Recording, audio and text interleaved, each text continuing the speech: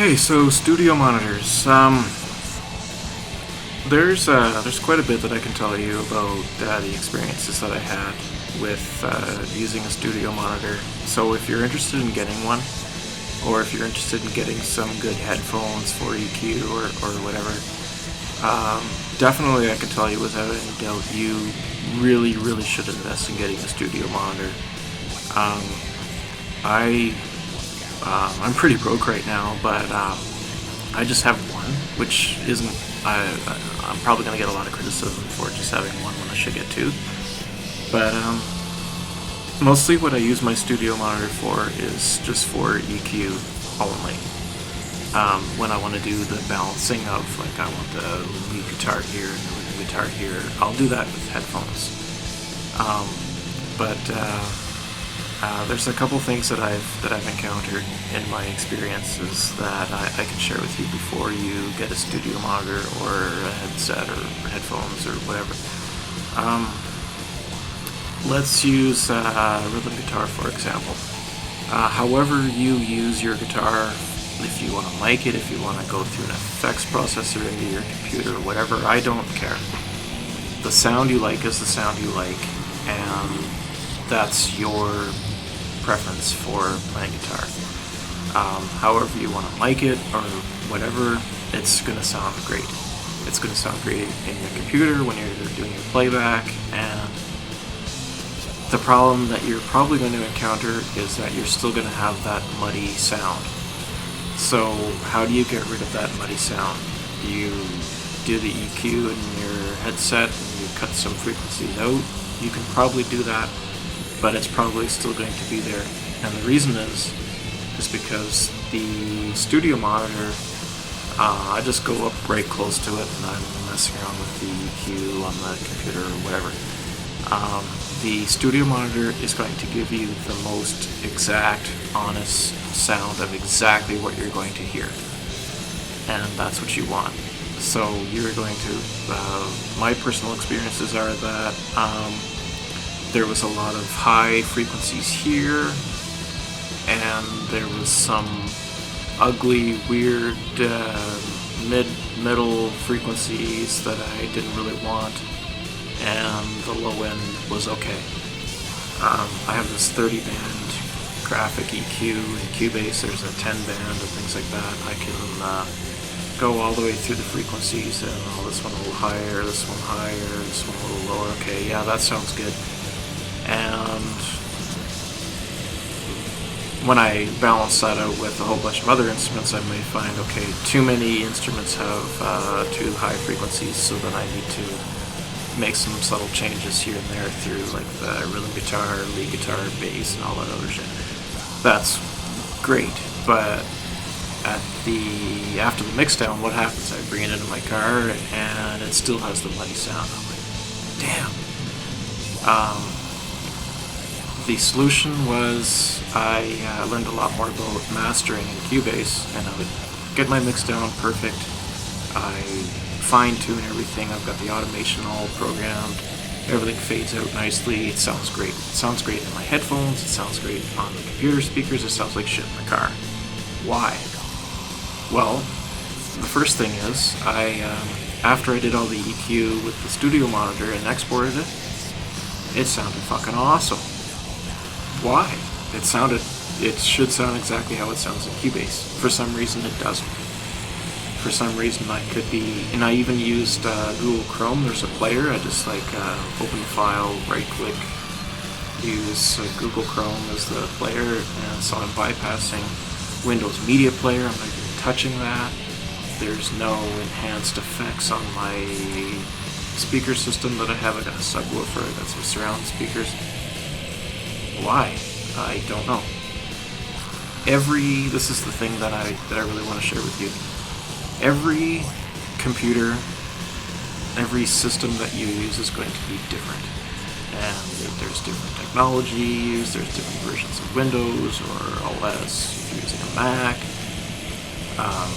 if you're using a different mixing thing, like an isolated thing, you're not even using a computer, that's going to be different too. You're going to have to take all of these things into consideration. But the one thing that worked was this two-stage process. You do your EQ in Cubase or Pro Tools or whatever you want to use. Everything sounds great. You're using your studio monitor. You're not touching anything else. You're just listening to your EQ. Then I go back. I use headphones, mix everything down, export that, bring that into a new project I'm using Cubase, and that's the main track. I'll open up the Multiband Compression thing, and I'll be using the studio monitor again to make sure that this is a very important part. You got your low, your middle, and your high. So I get the low end, and I can drag things this way and that way. I'll show you it anyway. Fuck. I found that when I selected LRCS for all of my tracks, everything changed, and I had to select the buses for the rhythm guitar, the lead guitar. But one thing that I really liked about it was that with all of these other pull-down menus for the center this and div rear and div front and all this stuff, I seemed to get a really full sound out of that I didn't have in the previous versions of some of these songs. So going back to the mastering thing now, I have all of the better sound in the mixdown, and I'm using the same LRCS with the mastering. So what that means is that in the mastering track I have the surround this and left X, Y, Z, and all this crap, which I don't even want to get into all the technical parts about what these things mean. But I can select them, and I can bring this up and like, oh, I like the way this sounds, and for the center surround and all that other stuff. Yeah, that sounds great.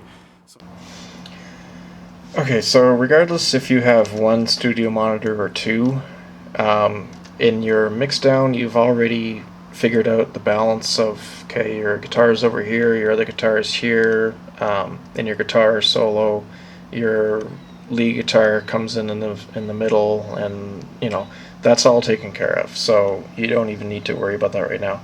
What you're going to be doing right here is you're going to have your ear close to the studio monitor, so you're really listening closely for how things sound. You need to keep in mind that when you export this version, you will probably notice that you have a lot of high end, so you're going to need to compensate and bring that down a little bit. Every studio monitor is different, every computer is different, so this is my personal experience that I'm already keeping in mind that there's some things that I need to compensate for, just from my own experiences. So you're going to need to take a little bit of time to experiment on your own, but I'll show you what I would do. Okay, right now it's playing. This right here, I need to make sure that the levels aren't too high like this. If they're high like this, that means I need to reduce the output, but it also, I'm keeping my eyes on this. This is the low end, the middle, and the high end. So right now it's showing that the compression for the low end is not too much. If I bring it way down like this is basically showing me that the compression for the low end is pretty intense. While I'm listening to this, I'm seeing that, okay, it's cutting a lot of the low end out. If I bring this up, the compression is still really high, but it's allowing a little bit more bass in here. So I want to reduce the low end just a little bit until it starts to allow a lot more of the bass to come through. And this is all personal preference. I may say, okay, yeah, this has a lot of nice low end to it right now, that's good. Right now the middle range isn't even being compressed at all, so I have a muddy sound. I want to get rid of that muddy sound, so I want to bring this down quite a bit. and this is a little bit extreme. This is too much compression. I can fine-tune it by bringing this up, and I get a nice fuller sound, but it's still too much compression. This is all personal preference. I'm going to ease back on the compression to allow some of the mid-range to come through. And how does this? It sounds okay, whatever. This is all subjective. This is all personal. Everyone has a different taste, but regardless, the muddy sound is actually pretty much gone. This is how you get rid of it. It's all personal preference. If it sounds annoying, then you probably don't have enough compression, so a lot of that low end or the middle range, that seems to be the problem area.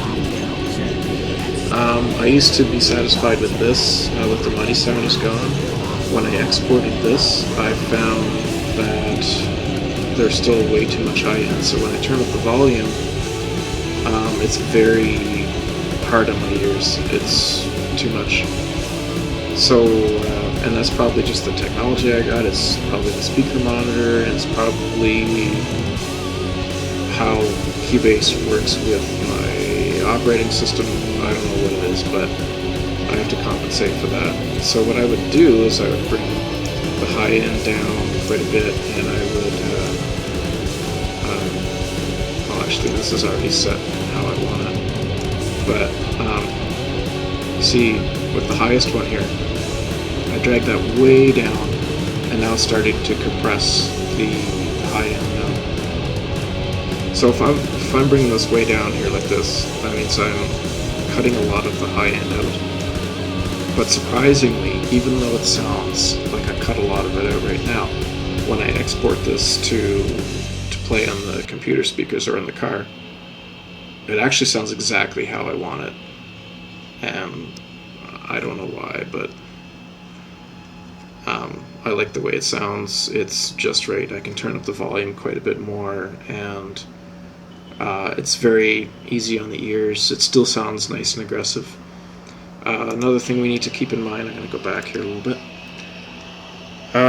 Now that I've did the compression and things are nice and balanced out, the main level of volume right now, it's burying the needle. It's way too high.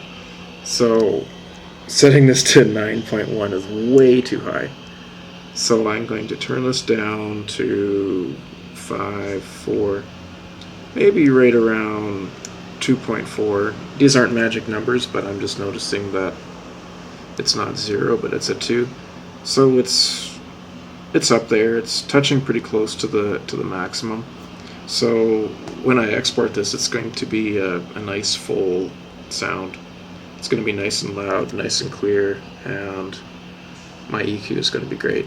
So this is quite a special part of Cubase. There's a couple of other things that I can use to get nice full sound out of like stereo enhancers and things like that. I can throw those in too, but this is going to be a really important thing whether you're in Cubase or Pro Tools. You're going to want to see if you can find something similar to the multiband compression. That'll get rid of your muddy sound. So yeah.